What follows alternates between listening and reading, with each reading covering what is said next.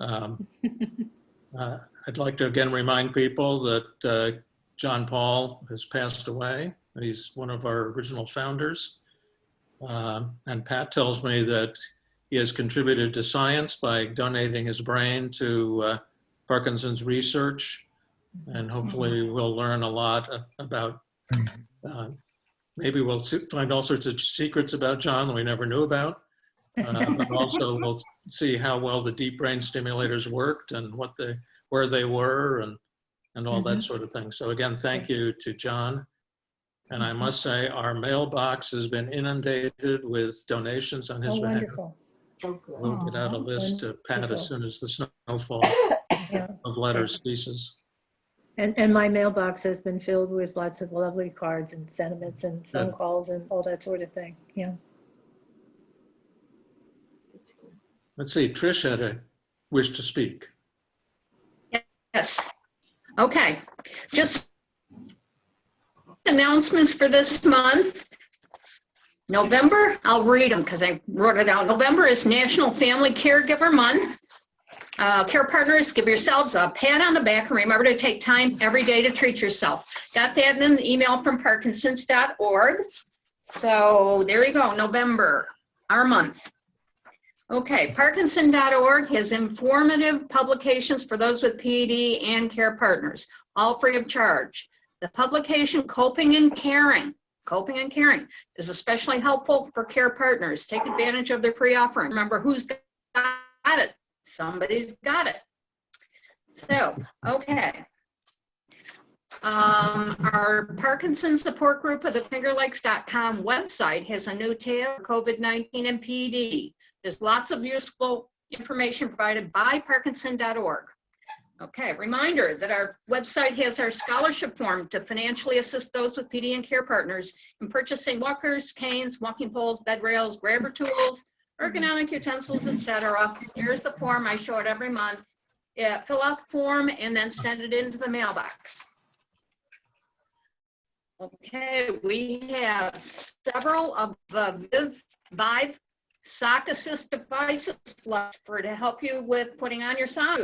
All we ask is the voluntary $10 to $15 contribution to our support group, and I will get it mailed out to you. All right. The mentioned last month, the PD generation, it's a genetic study. They're looking for 15,000 individuals with Parkinson's disease. This offers genetic testing and genetic counseling at no cost for those with PD. We emailed details to members of our group in October, and we can get out another one if need be. I got an email. The initial response was phenomenal. They're going to phase 2. So if you want to do this, and they have so many people do it remotely from their home, rather than going to an institute or whatever, they're expanding that. So PD generation, okay? Real quick, tomorrow, Thursday, November 19th, 1 o'clock, the Parkinson's Foundation and AARP Partnership has a webinar on fall prevention and living safely at home with Parkinson's. Pre-registration is required so that the link can be sent to you. The webinar will also be available next week on the Parkinson.org website. So this was emailed out to you. If you need it again, let me know, but you do need to register. Okay. Also tomorrow, Thursday, November 19th, 1 o'clock to 2:30, Parkinson's Foundation / New York and New Jersey group, they're in Rochester, by the way, is presenting Parkinson's Disease 101 virtual event via Zoom. This is slated for the greater Binghamton area and beyond, but we can all gain useful information. It's not exclusive to them. Nancy Nealon in Rochester will be having this session videotaped for future viewing. Pre-registration is also needed so the Zoom information can be sent to you. I just have one more. Okay, another free educational program tomorrow. This was just sent, I think this morning from Pat Smith. Thursday, November 19th, tomorrow, 7:30 to 8:30 Eastern time on managing the return of Parkinson's symptoms with a unique inhaled treatment. Inbrija is used to treat off periods in adults taking Carbidopa Levodopa. They had this seminar last year that a bunch of us went to. Bob and I went to, and several other people, and it was quite good, quite interesting. So that is tomorrow, 7:30 to 8:30. At So night? again, registration's needed. I'm done. Just, Okay. oh, can I just add something to that? Mhm.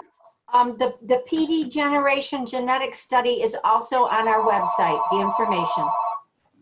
Call from Albany. Is that right? Yes.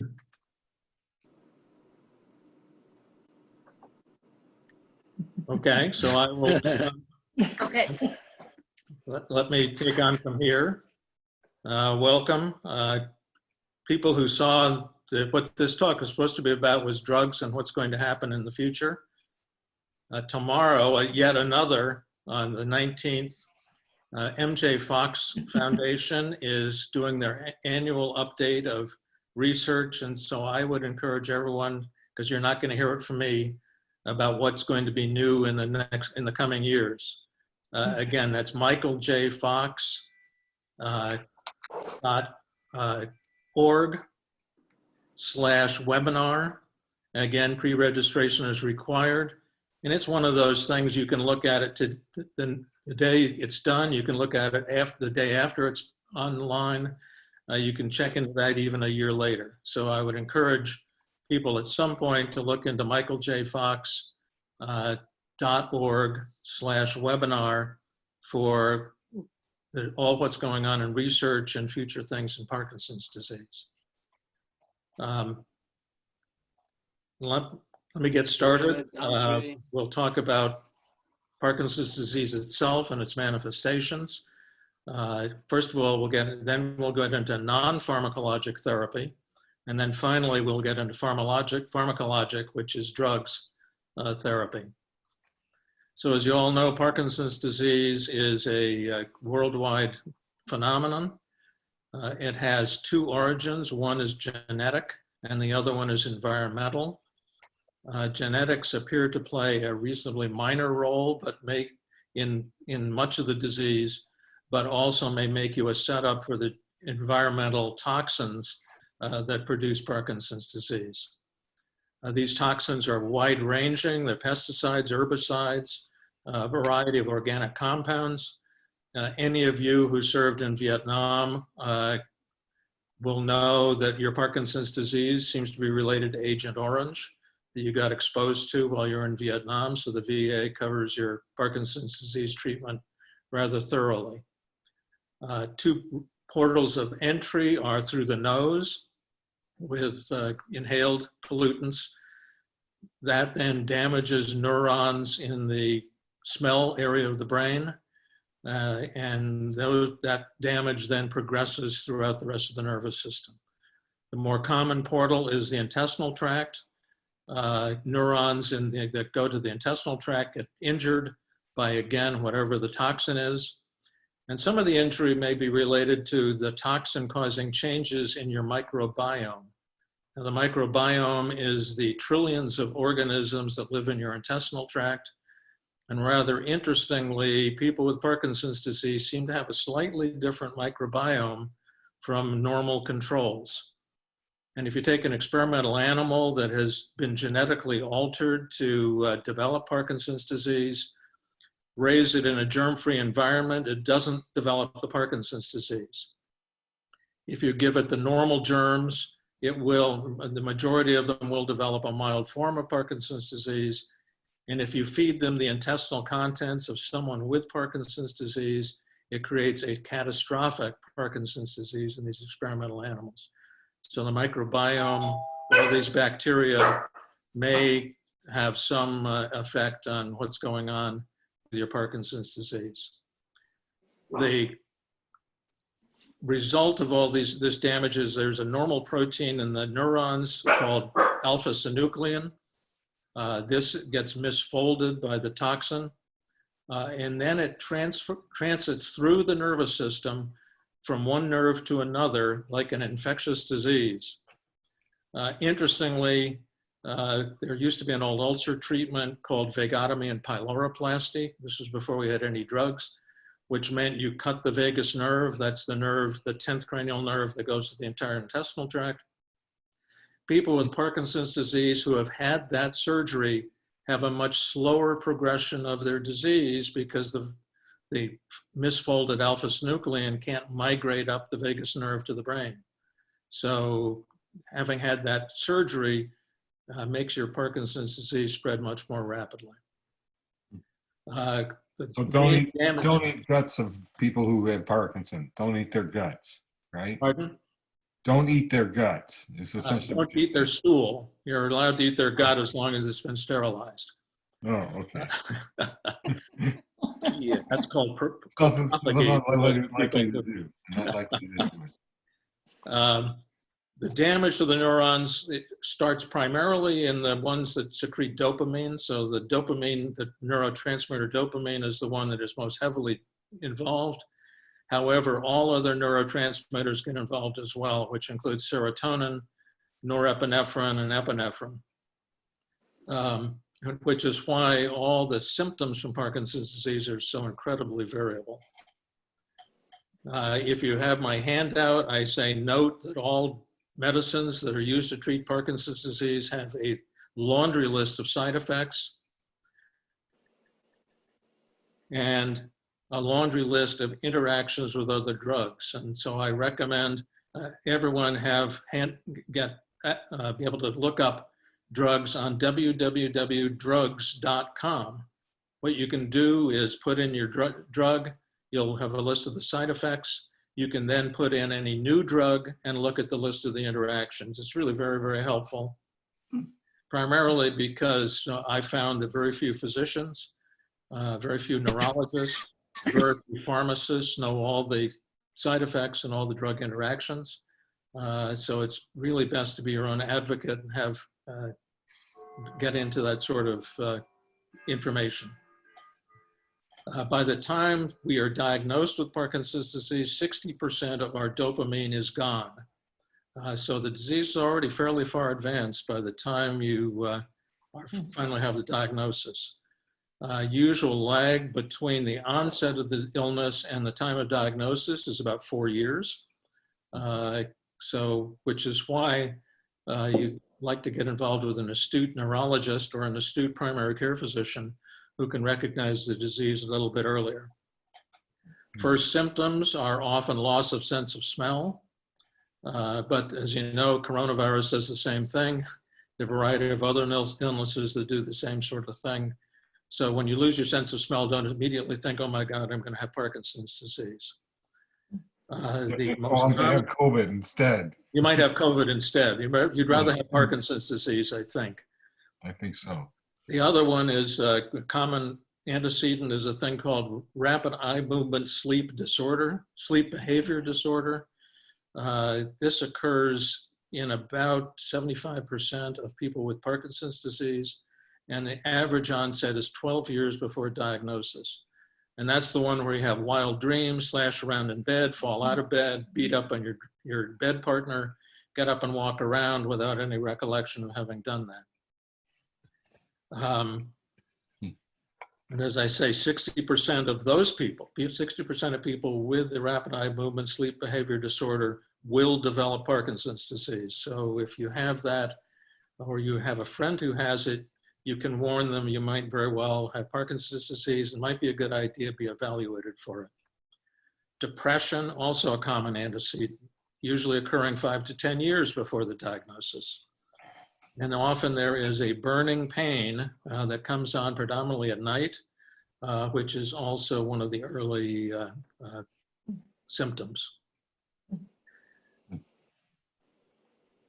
I will say one other strange thing is if you have a history of ulcer disease in the past used to be, most of it was caused by a bacterial infection in the stomach called Helicobacter pylori. Used to be in about 90% of people. Now it's down to somewhere between 10 and 20%.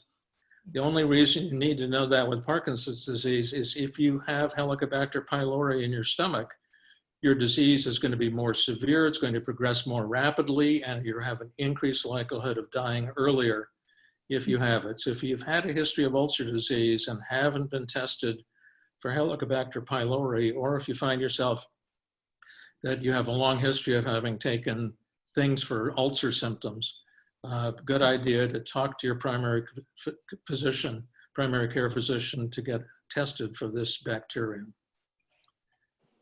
Now That's we'll a go good word for Scrabble too, Stu. Pardon?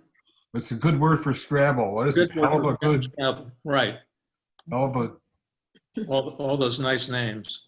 yeah. One of the things, I was always a fan of big words before I ever got into medicine, and all that did was increase my knowledge of enormous words. Non-pharmacologic, that means no drugs. It's very effective. Most importantly, it has no side effects. And for symptoms such as mild depression and mild anxiety, it's actually superior to medicines. So I would encourage everyone to think about doing those things along with your pharmacologic therapy. And there's a long list. There's exercise, and this is best done daily. The more often you do it, the more effective it is.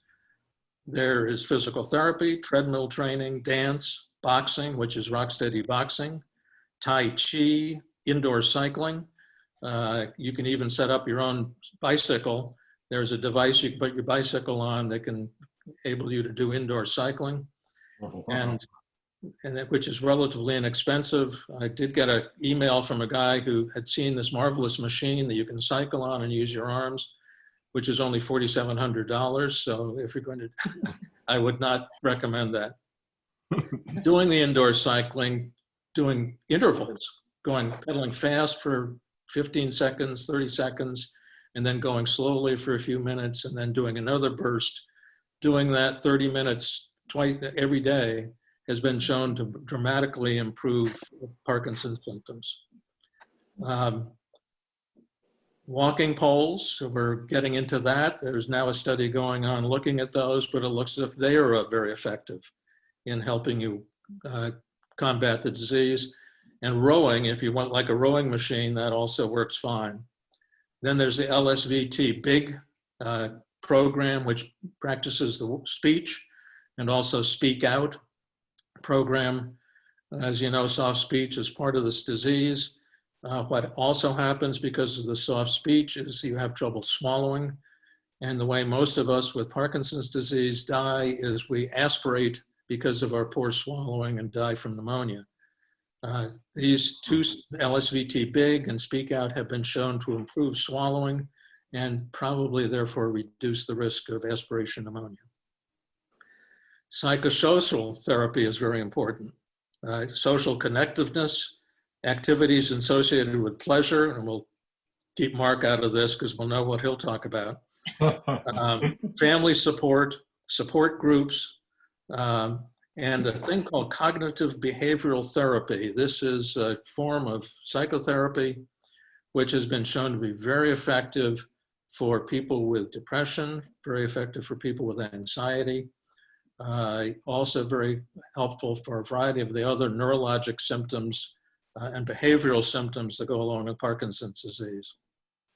And that's been shown to work whether in person or online, and it's practiced not just by psychiatrists, but by psychologists and psychiatric social workers. So there's a huge pool of people doing that.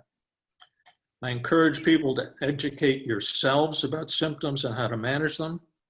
Seek treatment by a multidisciplinary health team, preferably movement disorder specialists, because my own experience is that your average neurologist has a superficial knowledge of Parkinson's disease and not much more.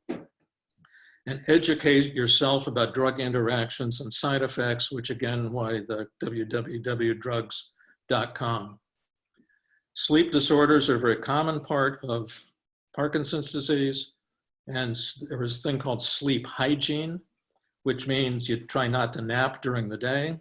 You try to do your exercise early in the day so you're not totally wound up by the time evening comes. You want to avoid screens in the bedroom, which means televisions, iPads, computers, etc. What happens is that when you get light, that immediately interferes with your sleep. Your brain is told, oh my God, it's dawn and it's time to wake up. So you really want to avoid screens for a couple of hours before you go to bed at night. Let's see what's else on my list here. Yeah. You want to decrease fluid intake during the day, excuse me, during the evening, because otherwise you're going to be up all night passing your urine. And you want to avoid caffeine and alcohol late in the day. There is therapy using a thing called a light box, which you can look at and just, look at for 30 minutes to 60 minutes twice daily. That has been shown to help both hypersomnia during the day and insomnia at night. So now on into drugs. As you know, Parkinson's disease has a motor component and a non-motor component. But interestingly, in Parkinson's disease, there are two motor disorders. There's not just one, there are at least two. There's tremor predominant and gait balance predominant. Tremor predominant is the one that starts out with a resting tremor. That's the pill ruling tremor of the hand when you're not doing anything with it. Tremors that go about when you're actually using a body part are not typical of Parkinson's disease. The soft voice, the small handwriting, muscle weakness and stiffness, and fall in blood pressure when you stand are rather typical symptoms of the tremor predominant variety. This variety responds very nicely to dopamine and dopamine-like drugs, and also responds very well to deep brain stimulation. The gait balance predominant variety has you have short steps, decreased arm swinging, increased freezing, unsteadiness, instability, falls, stoop posture, and reduced protective reflexes. This responds less well to dopamine and dopamine-like drugs, and also less well to deep brain stimulation. This variety also has a worse prognosis, an increased risk of dementia, and there is some other treatment other than dopaminergic drugs, but there are no really convincing studies to show which they are.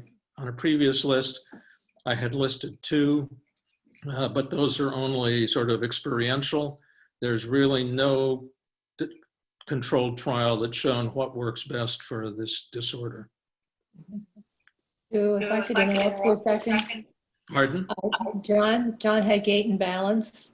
Yes. And all the things that you said don't work as well. It Work did. real well. Right. Yeah.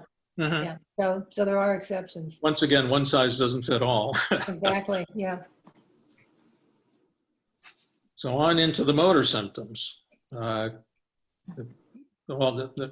the drug treatment. And obviously what we all know about is Carbidopa Levodopa, also brand name Sinemet. This is really the number one drug that's been shown to benefit PD. Levodopa is actually the active ingredient. Carbidopa was added because, at least when I was a resident, we were in the original studies of levodopa, and it made everyone as sick as a dog, and so they couldn't tolerate it. Carbidopa reduces that nausea and also improves the passage of the levodopa into the central nervous system where it works. There are many dose forms of carbidopa levodopa. The lowest dose is 10/100, which means 10 milligrams of levodopa and 100 milligrams of carbidopa, and it goes up from there. There are long-acting forms, and I leave it to your neurologist. Usually they'll start out with a short-acting form at the low dose possible, 3 times a day, and then gradually increase it, maybe add a long-acting form depending on what's going on. And where you want to talk to your neurologist regularly about how you're doing with the symptoms and with the side effects as these drugs are started. Side effects of levodopa carbidopa are these dyskinesias, the abnormal body movements of the body, face, or tongue, nausea, drowsiness, hallucinations, confusion, compulsive behavior, agitation, excessive dreaming, dry mouth, and insomnia. Nice list, but generally the benefit of the drug far outweighs the downside. And I would note that protein-rich foods and antacids bind to Carbidopa levodopa. So the recommendation is you take these drugs 30 minutes before a meal or 2 hours afterwards. And I would recommend the 30 minutes before, because as the disease progresses, your stomach is slower and slower to empty. And so it may take more than 2 hours to empty out your stomach. Yeah.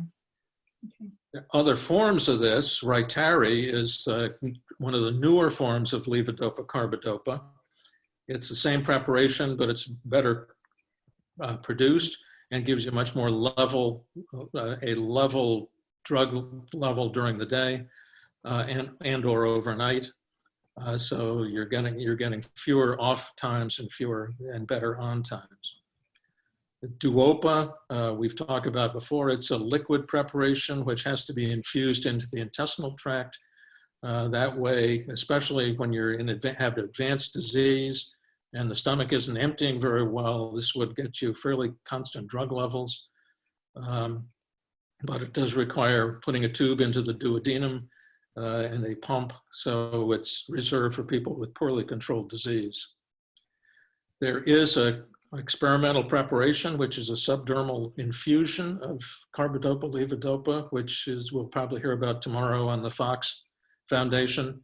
This looks very promising. It's sort of a slow drip that gets it into your body without having to put it into a vein. And then there is the one we mentioned at the start, Imbrija, which is on the market since last summer.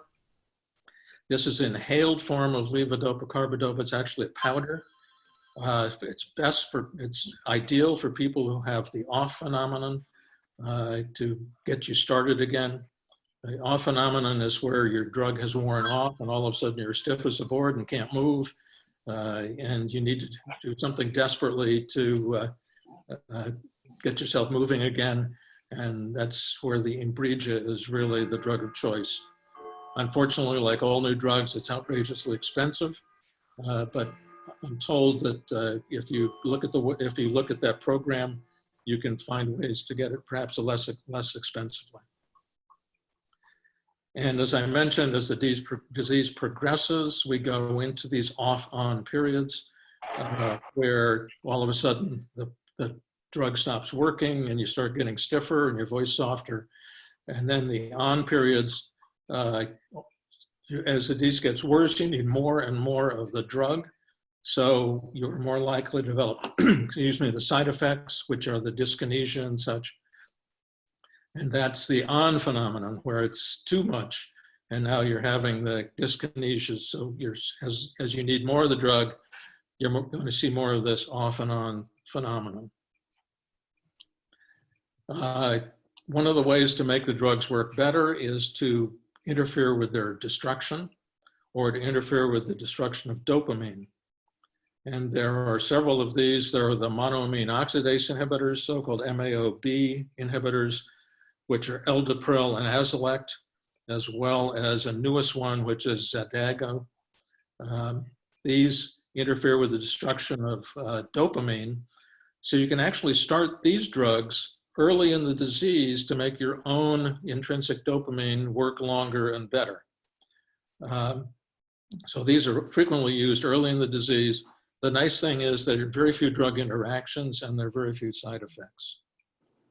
There is a drug called entacapone, which is also known as Comtan, and then a new form of it called Ongenitus. This interferes with the destruction of levodopa and can be taken along with, there's a combined form of this that contains levodopa, carbidopa, and the Comtan, and this will give you, again, better effect than something like the Rytary, which doesn't have the drug to stop the destruction. And then there is a new drug. It's called an adenosine 2A inhibitor. This is one called Nurians. That was approved in August of 19. And again, this slows dopamine and destruction, so it will make your L-Dopa, your levodopa, carbidopa work for longer periods of time. And again, these are things for your neurologist to play with and to help get your disease under better control. And again, I would talk about the MAO-B inhibitors. They're nice because you can start those even when you're not on anything to raise dopamine levels. There are dopamine. Go ahead. What kind of antidepressant do you recommend for? Oh, we'll be getting there. Don't worry. Oh, you're getting there. Okay. Yeah. They're the dopamine agonists. The most common two are Requip and Mirapex. These are, and there's a new one called Nupro. Nupro comes in a skin patch that you put on your skin. The other two are pills. Mirapex has a little bit of an advantage because it acts as a mild antidepressant, talking about antidepressants. It only has to be taken once a day. About 15% of people, when they are put on these dopamine-like drugs, will develop worsened dopamine-type side effects. One of the most common one is this loss of impulse control, and I'll talk about that disorder later on. I will also mention a drug called Apomorphine. It comes in two forms, one called Apokine, which is given by injection, and the other one, Kinmobi, which was just approved. It comes as a little film you can put under your tongue. This works very nicely to also help the off phenomenon to turn it into the on phenomenon. Problem is it's associated with a severe amount of nausea, and so you have to take an antiemetic, something for nausea along with it. In fact, you have to be on the antiemetic because you have to have that in the bloodstream before you take the apomorphine. And since we have Inbrija, I think the need for apomorphine is sort of out the window. And then there is the third group of drugs, which no one uses anymore. They're Artane and Cogentin. These are things called acetylcholine inhibitors. These work very nicely for the tremor. They help with the movement, but they have a huge amount of side effects, including constipation, dry mouth, etc. And they're really not used any longer.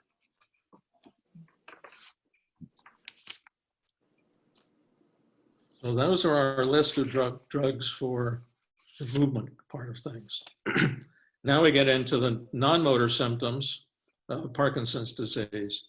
And if you have my sheet, you have 13 of them. I actually now have a list of 20 of all the non-motor form of the disease. The dyskinesis, number one, that's the wiggling, writhing motions that can come on when you have too much L-Dopa on board. A very common problem. Amantadine, which was initially on the market as an anti-influenza drug, works very well for that, and it is available in a long-acting form. Right here. In fact, two long-acting forms. There's Jacovri and Osmolex, both of which are amantadine preparations, which if you're having problems with dyskinesias during the day, you can take this to prevent the dyskinesias.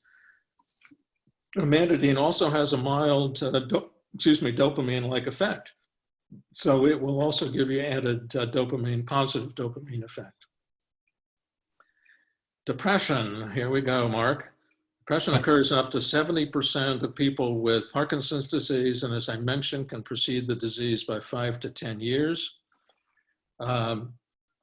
A lot of drugs have been tried with this. There are only two that have controlled trials showing that they work. And those are Paxil, which has the generic name paroxetine, and Effexor, which have the generic name venlafaxine. Those are two different types of antidepressants. The Paxil is what's called a selective serotonin reuptake inhibitor. The Effexor is what's called a selective norepinephrine reuptake inhibitor. So the recommended treatment is to start with the SSRI, with the Paxil or one of the family of drugs. There are actually some other drugs, Zoloft, Prozac, or other two. And the recommendation is you start with one of the SSRIs, start with Paxil, because that's the one that has the most experience. Gradually increase the dose to see if you get an effect. and do that over 4 to 6 weeks. If you have had no effect or if you've had trouble with side effects, you switch to another one of the SSRIs. If after 4 to 6 weeks you're still going nowhere, then you go to the Effexor. There's another one called Cymbalta, but the Effexor is the one that has the track record. And then you finally go to that and see if that can get it under control. And as I mentioned earlier, the cognitive behavior therapy is also extremely effective. And if you have depression, we really recommend both, that you do the cognitive behavior therapy and the pharmacologic therapy. Your neurologist may have other favorite drugs. I would caution you, because I was talking to someone who is on one of their favorites, and there are a lot of interactions between that drug and levodopa. So I would caution you, anytime you're started on a new drug, please look up on drugs.com to see whether there are any interactions. Okay. Now, I understand that a lot of these drugs, you have to wean yourself off of them, and then you have to wean yourself back on the new drug that you're trying. You can actually stop them abruptly. If it hasn't done it, the only reason to wean yourself off it is if it's been working. I see. If it hasn't worked, you really don't need to. You need to run it 4 to 6 weeks in order to know. That's right. And then if you're going to try another drug, you'll have to Right. wean that one back. And as I mentioned before, Mirapex, which is a dopamine-like drug, also has a mild antidepressant effect. Mm-hmm. Anxiety occurs up to 40% of people with Parkinson's disease. And again, Paxil and Effexor may help, even though they're antidepressants, but they also may cause an increase in anxiety for the first 2 weeks of therapy. There are others that have been used, again, no controlled trials. There's one called Trazodone and one called Remeron, have been used successfully for anxiety in people with Parkinson's. We really try to avoid the standard anti-anxiety, Librium, Valium, et cetera, that are the standard, what are called benzodiazepines, because they can be addicting. Wellbutrin, which is also a fairly well-known anti-anxiety drug, does interact with levodopa and amantadine, and so I would have people watch out. Sleep disorders, very common. There's hypersomnia, insomnia, sleep apnea, which is where you stop breathing for periods at night. Sleep apnea has a potentially fatal outcome of congestive heart failure. So we really encourage people who, if their sleep partner finds them gasping for breath in the middle of the night, to get evaluated for sleep apnea, or if you're someone who you wake up in the morning and you feel as if you've never slept, good idea to probably be tested for that. There's a thing called sleep study, where indeed you go to a place and you sleep and they have you wired up for sound. That's treated rather simply by a device, if it's a mask that fits over your face, to give you positive pressure when you're exhaling, called continuous positive expiratory pressure. There is REM sleep behavior disorder, as I mentioned. This thing thrashing around in bed and beating up on your bed partner. And then there is the nocturnal pain, which is often relieved by the long-acting L-Dopa overnight. Psychosis is well, let me get back to insomnia. Rather interestingly, insomnia can be relieved by 2 drugs. One is clonazepam, which is a benzodiazepine, but it can be used in low dose, and melatonin, which you can get over the counter, but you need to use very low dose. The dose is usually 3 to 9 milligrams. No more than that can cause just the increased inability to sleep. So those can work very well, and they may help with the REM sleep behavior disorder. So clonazepam or melatonin can very well also help you if you have the REM sleep behavior disorder.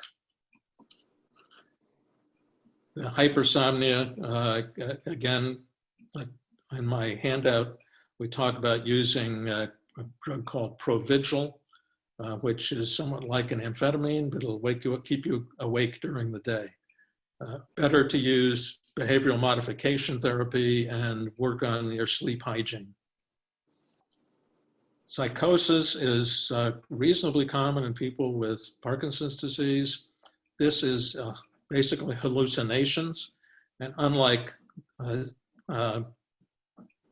psychiatric phenomena, these are visual hallucinations, not auditory hallucinations. They're more like DTs, where you're seeing the pink elephants, rather than hear God talking to you. And this classical hallucination is sort of seeing something out of the corner of your eye. My God, what's that cat doing in my living room? Or, you know, and it can get to the point, as Gail has told us, of the party going on in your backyard, which you would like to join, but there's no one there. There are 2 drugs which are approved to be used for this. There are a lot of antipsychotic drugs out there. Antipsychotic drugs, however, in people with PD are fatal. And so we strongly encourage that they don't get used. Unfortunately, what we find is they're favorites in nursing homes. And a lot of people with hallucinations in nursing homes get treated with antipsychotic drugs and die prematurely. One is Clozapine, which is called Clozaril, very effective. Only problem is it can occasionally affect the bone marrow, so you have to have frequent blood tests. And the other one is a reasonably new drug. It's been around now about 3 years, called Nuplazid, Nuplazid. First reports of it looked great, cured everything, had no side effects. And now it's been on the market for 3 years, and we know it isn't as effective as we thought it was. It's certainly worth a try, but may not work. And also may be a little bit closer to the other antipsychotics in that there has been increased mortality rate in people on it. So perhaps a short course of a trial to see if it works. But I would go after the hallucinations only if they're extremely frightening or extremely worrisome. Other than that, put up with the mouse in the corner or the cat in the corner or a few partiers in your backyard. There is a thing called pseudobulbar affect, and these are people with intense emotional swings. They can be laughing excessively or crying excessively. There's a drug called Nuedextra, Nuedextra, which works very nicely for this and appears to be quite safe. There is orthostatic hypotension called low blood pressure. Again, a very common part of the motor symptoms. What happens is normally the veins in our legs, when we stand up, will go into spasm, and we will not have our blood all rush down to our feet. In Parkinson's disease, these veins don't contract, so you sit up, you get up out of bed in the morning, your blood all goes down to your feet and you pass out. Or you've been sitting in your chair for a while and you get up out of your chair and get very lightheaded. And unfortunately, people will frequently say, I'm dizzy. Dizziness and lightheadedness are not the same thing. When you're talking to a neurologist, lightheadedness means you get up and you feel woozy and such. Dizziness is when the room spins around, because to a neurologist, dizziness and lightheadedness are two entirely different phenomena. There is first of all, I recommend physical things. When you're getting out of bed in the morning, get up slowly, sit on the edge of the bed, get yourself a chance to equilibrate.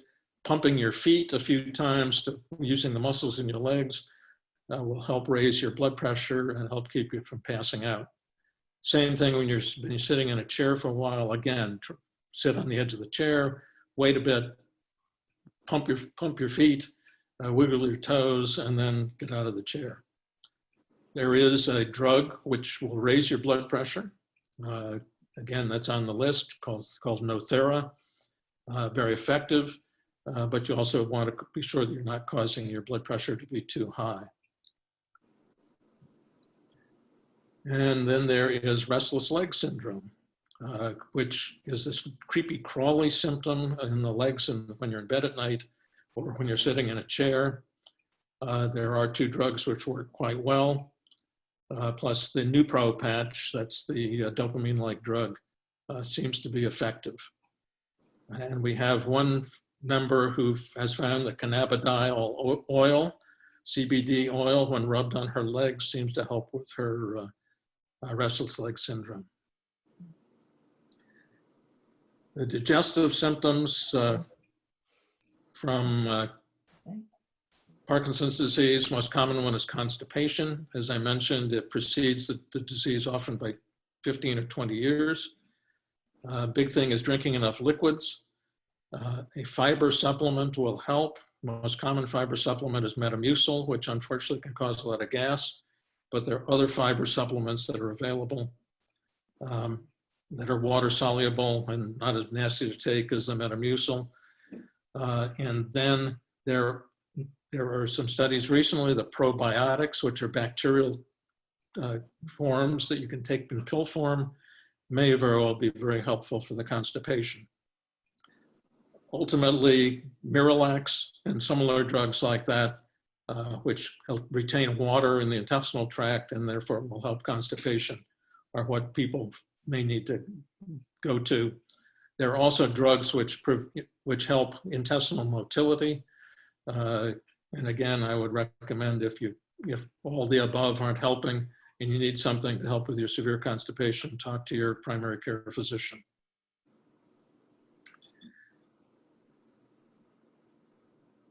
If you taught Parkinson's today, Stu.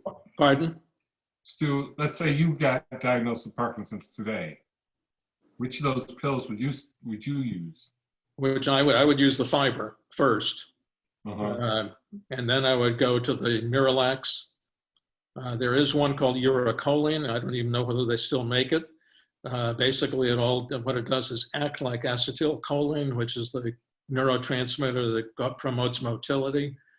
That, in my experience, had absolutely no side effects. No dry mouth, no drooling, no other things. So that could very well help.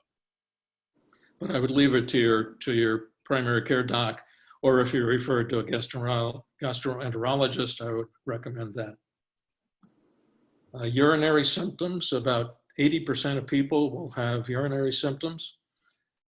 Either urinary retention, where you can't get the stream started, or the stream is very slow, or you dribble after you void, or you can't empty the bladder entirely, or overactive bladder, which, oh my God, you're having to get up and go to the bathroom every 15 minutes, and frequently losing control.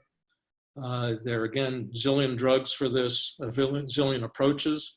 There are some physical therapy approaches, things called the Kegel maneuvers, where you use to strengthen the muscles around the bladder. That's where I would recommend seeing a urologist, someone who specializes in urinary symptomatology. Cognitive disorder. This is not dementia. This is the effect of the Parkinson's disease on your brain in a non-dementive fashion, which are altered attention, slow thinking, visual spatial abnormalities, having a hard time to realize where you are in space, getting yourself lost in the corn maze, very common in people with Parkinson's disease.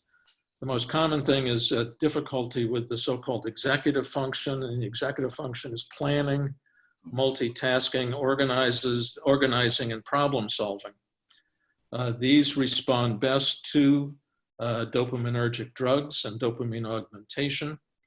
And these are often frequently present at the time of the diagnosis of Parkinson's disease. Dementia, this is a late possibility in Parkinson's disease. Only about 40% of us will ever get that far, which is about the same percentage of 80-year-olds and 90-year-olds who have Alzheimer's disease. It's a different phenomenon from Alzheimer's disease. It presents in a different fashion, but again, occurs with problems with memory, daily activities of daily living, often accompanied by psychosis and apathy, impairment of activities of daily living. There is a medicine that works for this called Exelon. It comes in a patch or pills, and that seems to be very effective. Other digestive, now I'm getting into my list, not your list. Other digestive disorders are delayed stomach emptying, which can end up in poor drug absorption and increased reflux. Diminished small bowel motility, which can give rise to malabsorption and poor absorption of drugs. And eventually will cause, normally the small intestine doesn't have any bacteria in it. As it slows and slows, now sudden bacteria start growing in there and they start eating your nutrients and eating your drugs. And there are drugs available for this. And again, I would recommend seeing a gastroenterologist. There's some non-absorbable antibiotics you can take, and there's some pro-motility drugs that you can take as well. Drooling, a very common side effect in Parkinson's disease, and again, may precede the diagnosis. So you have this whole list of symptoms you can have that might lead up to Parkinson's disease, and they can occur well before the disease gets diagnosed. There are a number of drying drugs, but they'll cause constipation and urinary retention. Botox, that that marvelous drug that gets rid of our wrinkles, and that the dermatologists and now the ophthalmologists doing beautification seem to like. Botox does seem to help. There's excessive sweating, occurs in about 50% of patients with Parkinson's, and this does respond to levodopa and our dopaminergic drugs. Sexual dysfunction, predominantly impotence in men, and we have the old Viagra Cialis for that. Fatigue will occur in about 70% of people with Parkinson's disease. Their exercise, sleep hygiene, and socialization are actually the drugs of choice. Pain occurs in Parkinson's that can be musculoskeletal. It become because of your dyskinesias, injuring, harming your muscles. It can be central pain, in other words, pain which is not down in the limb, but actually comes from the brain and can fluctuate greatly over the day and night. Dopamine will help. Dopaminergic drugs help. Things like the non-steroidal anti-inflammatory drugs and other analgesics help, and antidepressants seem to help with this. And the last on my huge long list is this marvelous thing called impulse control disorder. This is frequently precipitated by treating with L-Dopa, and especially with some of the dopaminergic drugs. It's compulsive behavior, gambling, shopping, eating, hoarding, or sex. It occurs in about 10 to 40% of people with Parkinson's. It will. How do I get this? How do I get this disease? You can take more of the push your L-Dopa. Okay. But it may end up with compulsive shopping. Oh gosh. Or compulsive hoarding. Also, cognitive behavioral therapy does work for this. So I would especially talk to the caregivers, the care partners. The compulsive behavior can bankrupt you. You have people investing in crazy stock things, buying compulsively. So I would encourage you to sort of supervise from a little bit of a distance your care partner, person you're caring for with Parkinson's disease, because that behavior can be very destructive to a relationship. And if you have the rapid eye movement sleep behavior disorder, you are more likely to develop the impulse control disorder. So now I'm ready for questions. I got one for you, Stu. Yes. You mentioned all kinds of drugs, but you didn't mention this particular one that I'm taking. Let's see if I can show it to you here. There it is. Can you read a name? Carbidopa Levodopa. It's Pima. Pixel. Yeah. My glasses on. Pramipexole? Yeah. Pramipexole. Yeah, that is, and let me look at my list here again. Actually, when I was in medical school and residency, I was taught to never use a brand name, always use the generic name. Then when I started in medical practice, all the pharmacists were saying, what the hell is that drug you're prescribing? Because all they knew was the brand name. So I have a tendency, I've gotten back to using brand names, but pramipexole is Mirapex.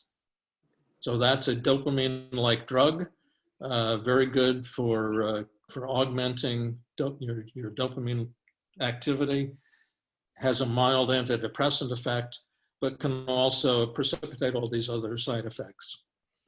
So pramipexole. start That's where, saving- again, looking up your drug, you will see both the generic name and the brand name, because they're not used at the same time, unfortunately. Yeah. You mentioned CBD lotion. Yes. How do we determine, because there are so many different kinds out there, what quality and The CBD problem products? is CBD is looked upon as being a supplement. And the Yeah. supplement industry has no regulation whatsoever. The only things that you can count on is if you get a group of vitamins or something of that sort, and it says USP, which means United States Pharmacopoeia, that guarantees that what it says on the label it actually has in it. I know our resident pharmacist, whose name I'm going to block on, has some information on CBD, but the problem is there is no standardization. Drugs in Germany, supplements in Germany, supplements sold in Germany or made in Germany are controlled by the government. So they are guaranteed. So if you have some supplement that comes from Germany, you can be guaranteed that it contains what it says on the label. Okay. In the United States, it may not even have any of the stated compound in it. It's a wild west Right. of drugs with no standardization. The only thing the FDA can do is if enough people die from it or get serious side effects from it, they can bring a court order against them, but that is the only regulation that's available. And you can thank Orrin Hatch, the senator from Utah. That was the Hatch Amendment to the Food and Drug Administration update in the 1990s. Utah has a lot of the supplement industry in it. And so he was convinced that for his people in Utah, we should get FDA control out of the supplement industry. So the Hatch Amendment is why we have the wild west of supplements that we have today. Well, that's what that was. Okay. Well, anyway, to answer your question, however, I use CBD and I get 17 milligrams. 17 milligrams is the size I get. And I use it, and it helps my restless leg quite a bit. Right. Yeah, and if you look at the controlled trials to date with CBD, shown no benefit. Yeah. But they're looking at with Parkinson's disease. It does seem to help pain in people with multiple sclerosis. And we have some members of our group who seem to, the pain caused by the Parkinson's seem to be improved by the CBD oil when taken internally. And you're taking yours internally, are you, Mark? Yes. Yeah. Yes. I am. And you said somebody takes it, puts the stuff on their legs too, Yes. which I think is Safer way to do it, but CBD is nice because it really has no side effects. Yeah, so you can try it if it doesn't work. Yeah, there's so we'd love to have it work. And you don't have to. so You far- don't have to try it for 2 weeks either. Try it No. once, That's right. and you'll know. Right. Stu, back at the beginning, you said they think that people with Parkinson's have something different in their stomach, The microbiome. Yeah. biome. This is all the more and more the whole field of the microbiome is absolutely exploding. So is It there a turns out- test? It turns Is there a out that test?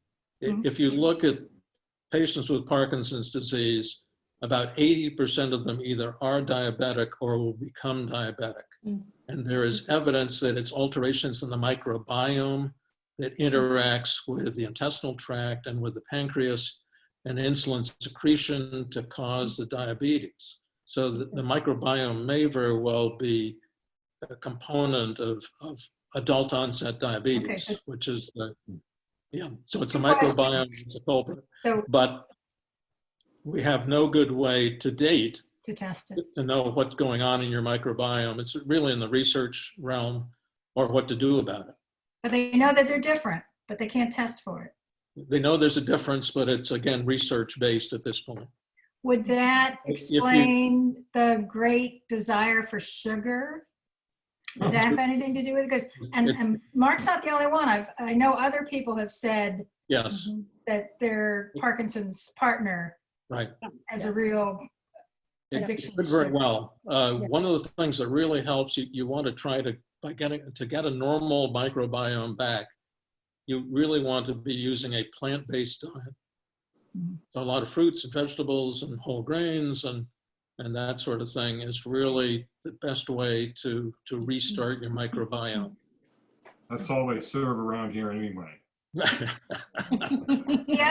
another area, not that you need any more, because this list is daunting as it is, but vision problems. Yes, Parkinson's has a lot of vision problems, which we just watched a whole seminar on that. right. And Mark's got like 4 pairs of glasses because Right. his vision They're changed. each My twice- understanding- So right, twice a that's day. another Parkinson's thing you could Right. add to your list. That's right. Yep. It was on my list, I but suffer Stu, you were talking about dementia, and Jack takes donepezil. yes, Is that, you said Exelon is really pretty good, and I just wondered how. donepezil is more tailored to people with Alzheimer's disease. Oh, okay. There is some evidence that it works in people with Parkinson's. And what's the other name of it? What's the generic? Donepezil, I can't. Is that Exelon? No. No, it's, rivastigmine. No, it begins, I think it What's the begins other with an name to A. it, Gail? Gail, what's the other name to it? Donepezil, DONE. Is it Aricept? Aricept. Yeah, yeah. Oh, Aricept, okay. Aricept, yeah. Okay. But that donepezil is the drug of choice from the U of R group of neurologists. John took that for a long time and it seemed to help. He had some problems with executive function, and toward the end he had some dreams that he thought were real. But until very close to the end, we could talk him out of them, because one morning he called me and he said he was so sad because his grandmother had died. Right. Well, I knew his mother and she died at 94. I never met his grandmother. She'd be 150, I'm sure. And so we said, no, wait a minute, John, where is all of this coming from? And so you could talk him out of it. Stu, though, then do you see, are you leaning toward Exelon over the donepezil? Is the donepezil working? I would say, I hear you. I would say 75 to maybe 80%, because he's still saying, is dad coming over for dinner? He's been dead for a long time. And a nephew, he thinks, is spending the night with us, who is not. He only comes to this house once a year. So he still has some things like that, but maybe not as bad.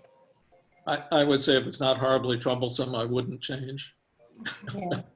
Yeah. Okay. Now you were mentioning also the compulsivity, and Jack was on Mirapex for a while until I was ready to have a nervous breakdown and asked the doctors, please find something else, because that was just horrible drug. I would never recommend it to anybody. Yeah. Well, isn't this problem caused by the agonist? Yes, Stu? Well, that's what Mirapex is, but it can be caused by L-Dopa itself. Yeah. But also by the dopamine agonists, the The dopaminergic agonist, drugs. yeah. And the extended release drugs. Right. But yeah, they all seem to have They all can do it. yeah. We got our first dog and 2 tractors under Mirapex. Thank you. Stu, would very cold, waking up at night with very cold feet, is that a symptom of Parkinson? And then they get very warm. It certainly can be. I mean, what you're talking about is some autonomic dysfunction. This is the blood vessels dilating and constricting and dilating, constricting. And that is one of the complications of Parkinson's, is this so-called dysautonomia. And that's one of the things that affects the intestinal tract. One of the things that affects the blood pressure, will cause the sweating, that sort of thing. So yes, most likely related to the PD. Did that go away? Is there a treatment for that? I mean, it's one of these medicines probably. Probably something for the blood pressure might be the better thing. Oh, But I would again speak with your neurologist. okay. Because this is something that just started happening. Right. Describe the symptom again. Waking up, he wakes up with very cold feet. Right. And then later he gets very warm. And since it's a he, it's not hot flashes. No, my husband here. No. Okay, you have some electric socks or something like We're gonna that? start Monday. We're gonna start this Monday, so I don't know why. Huh. Stu, what about the Cinemat? Every time Jack takes the Cinemat, which Carbidopa Levodopa, you would never want to put him behind a wheel of a car, or he falls asleep within an hour and he's out for another hour and a half to 2 hours, sleeping, always after the dose. My brother has the same exact problem. He can't do anything. I mean, hypersomnia can be one of the side effects of levodopa. So I would start try a reduced dose. We're down to just 1 pill 3 times a day. How many milligrams? 25, 100. Yeah. So I would go to, talk to your neurologist, but I would go to a half of one 3 times a day. Right. Oh, we can try that. Yeah. I have a question. But again, I would always ask people when they had symptoms and were on medicines, I would ask them the time relationship between the symptom and the medicine. I mean, if something like that occurs at clockwork intervals after taking medicine, you've got to be a fool not to realize it's a side effect of the medicine. Sure. In fact, I had several patients where they were having a side effect from the medicine, an obvious side effect from medicine. I went to the literature and there was no evidence that it was causing that side effect. I had them stop the drug and the side effect went away. So guess what? It was the drug. Oh. Hey, Stu, early on you mentioned the 2 different types of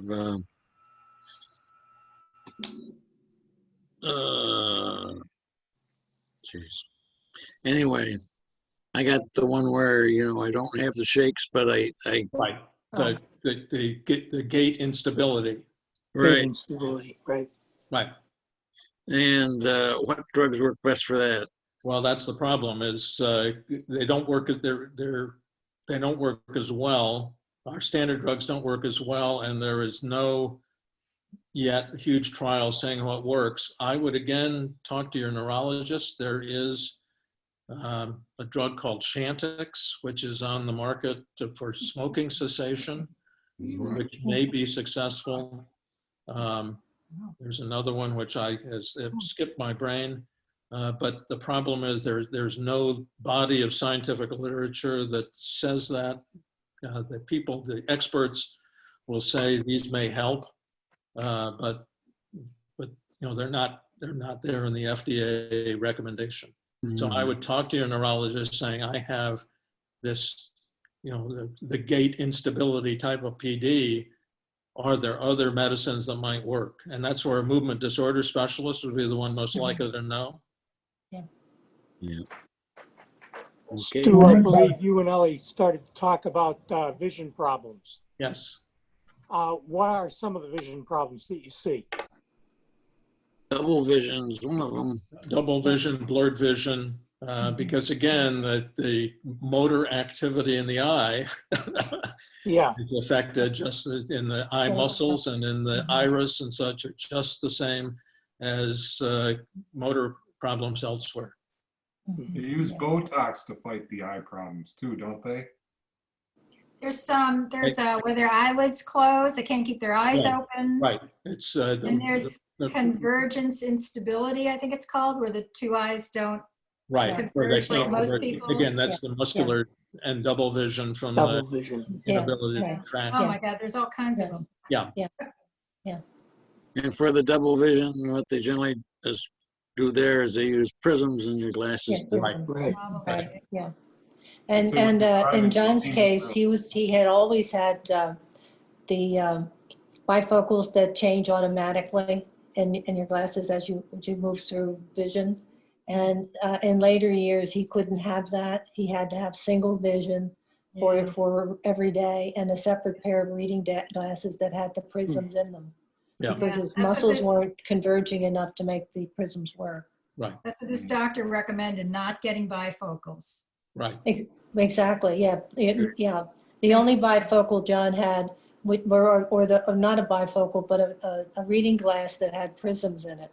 Right. So the eye would help the eyes focus, but he couldn't have the prisms and eyeglasses that he wore all the time because the eyes, in Parkinson's, the eyes change a lot constantly, so he would be dizzy. Whereas I have amblyopia and I have had prisms in my glasses, which are, triple vision or whatever they're supposed to be. And I've had them for years and for me, they work just fine. So it just depends on what the problem is. Stu, So, did you hear what is the efficacy of some of these new things you see on TV, like Prevagen for memory loss? Right. Probably because of your vision, you don't see the little print at the bottom of it, which says this has not been confirmed by the Food and Drug Administration. Yeah, that's what I thought. Prevagen is a money maker, and it's a supplement. But it's made from jellyfish. It must be good. Jellyfish, right. Yeah. Oh, you're as smart as a jellyfish, is that it? That's right. Stu, may I ask a question? Can you hear me? Yeah. Yeah, Alan he has the gait instability type. And Right. on levodopa, carbidopa, 25 on 100. We don't notice any difference. He takes it 3 times a day. He's supposed to take it 4. Sometimes the 4th, the doctor had said, well, if you're taking it after dinner, what's the point? So he sometimes takes that and doesn't, trying to be far enough away from food. But, we wondered, should he even take it at all? The only side effect the only thing we notice is getting sleepy. And Right. I don't know, is it all the time after you take it? I mean, he often sleeps in the morning, same. I mean, the whole trouble with the great gait instability variety is it does not respond very well to levodopa, carbidopa. So if you're getting no benefit, the thing that helps the best, again, this is where the exercise helps. There have been some studies using treadmills, training on treadmills to help with that. The walking poles help dramatically. The indoor cycling seems to help. Rock steady boxing, that sort of, it's more the physical activity that will help this far better than any medications. So then we could talk to our doctor about maybe going off of it. Why take it? Yeah, why take it if it isn't working? We just figured it's the state of the art, and he had tried some other things that didn't seem to make much difference, had negative effect. Yeah, and that's the whole story. Something like that, you have to, we actually have an appointment with Dr. Marshall tomorrow, thank goodness.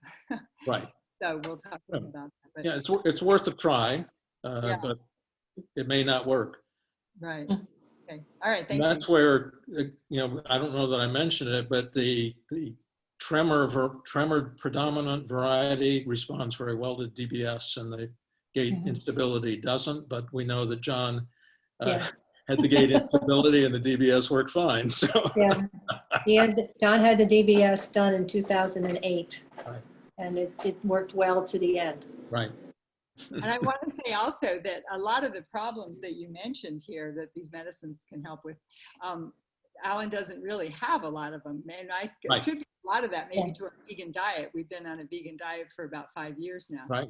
So a lot of things just aren't an issue. So you've got a healthy microbiome.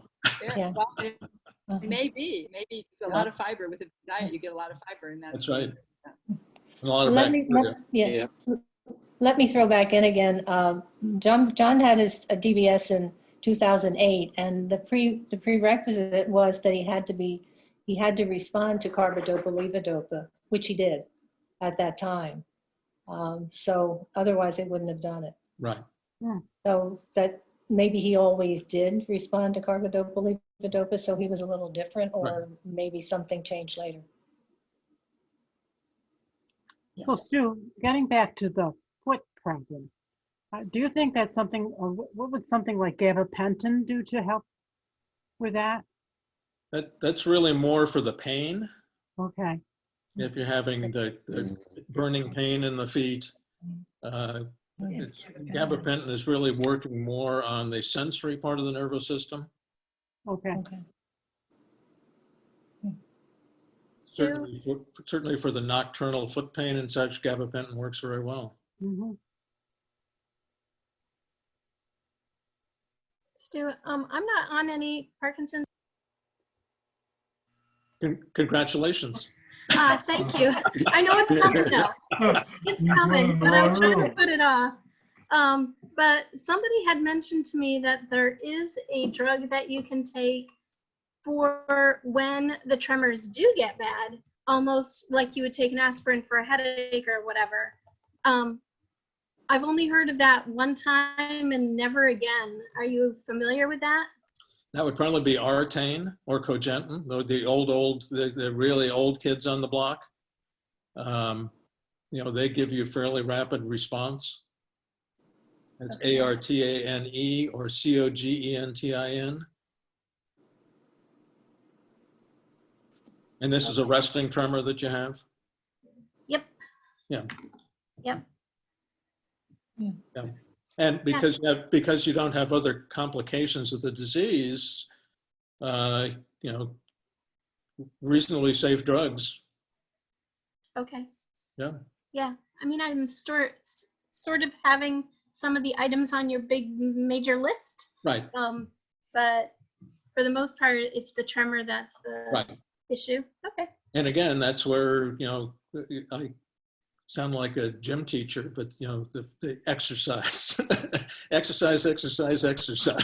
Rock steady boxing and power for Parkinson's every day. Good.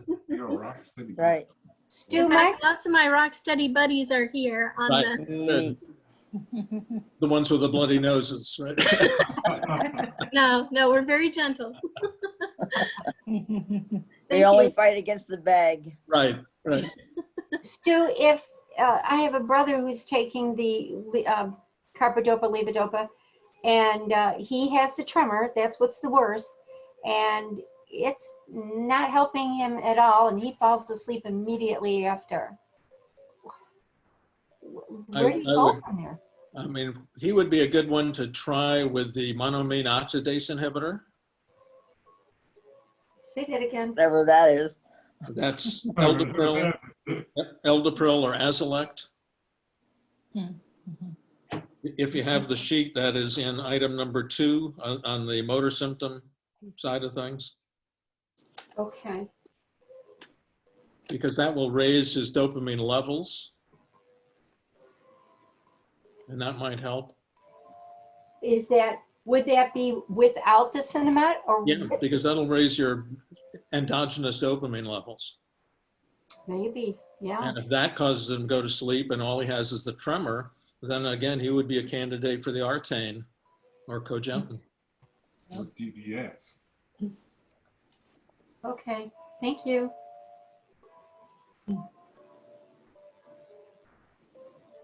Stuart, one of the problems I have is going to sleep, is staying asleep once I wake up in the middle of the night. Right. And my doctor just prescribed trazodone, right, like a half a pill, just to try it because melatonin wasn't doing anything. Right. That does it for you, Linda?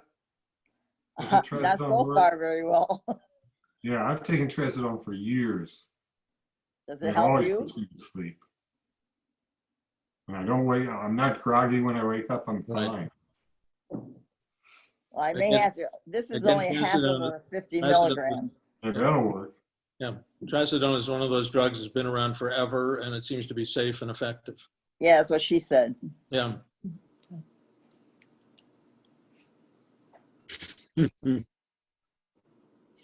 Well, thank you very much. Thank you, Stu. Thanks, Stu. That was very thorough. Thank you, Stu. And I see you guys recorded it, which is good because there's a lot of people who don't come to the Zoom meeting who Right. could use all that information. Absolutely. Yep. So hopefully we're sending it out to the whole list. And I would encourage anyone who's going to look at tomorrow's PD 101 to see whether it compares to what I've been talking about. Okay. Alexis, if you send, this is Gail, if you send me that download so I can put that on our website. Okay. You've done it before, and that's great.